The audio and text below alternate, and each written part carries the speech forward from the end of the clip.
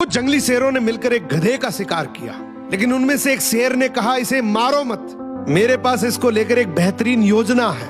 उस योजना के तहत शेरों ने गधे को अपने साथ रखा, उसकी देखभाल करके उसका विश्वास जीत लिया। फिर एक दिन उसे वापस गधों के समाज में भेज दिया, पर इस बार वो गधा एक गधे की तरह नहीं, बल्कि वो एक शेर के समान गधों का राजा बनकर वापस आया था, जिसके पीछे सभी शेरों का साथ था। इसलिए बाकी सारे गधे इससे डरने लगे और उसके खिलाफ बोलने से कतराने लगे। अब शेर जब जब उस गधों के झुंड को देखने आते, ये गधा अपने ही समुदाय के गधे को शेरों को खाने के लिए दे देता। ये गधा गधों के बीच तो एक शेर जितना ताकतवर बन गया था, लेकिन शेरों के बीच वो अब भी एक गधा ही था। ये अपने जैसों पर तो राज करता था, लेकिन ये एक ऐसी ताकत से जुड़ा हुआ था जिससे वो बचकर भाग नहीं सकता था।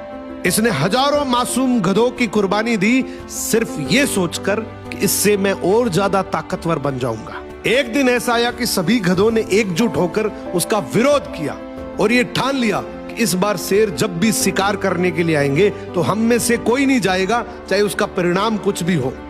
अगले दिन जब शेर आए तो ये गधा अकेला ही खड़ा था, इसके पास कोई दूसरा झुंड नहीं था। तो गधे ने शेरों से विनम्रता से कहा कि देखो साहब, मेरा खौफ अब खत्म हो गया, मेरी कोई बात नहीं मान रहा अब। तो शेरों ने डिसाइड किया कि चलो अब तू किसी काम का नहीं है तो तू ही साथ चल ले, आज का हमारा भोजन तू ही बनेगा। इस तरीके से आखिर में इस गधे का भी शिकार हो गया।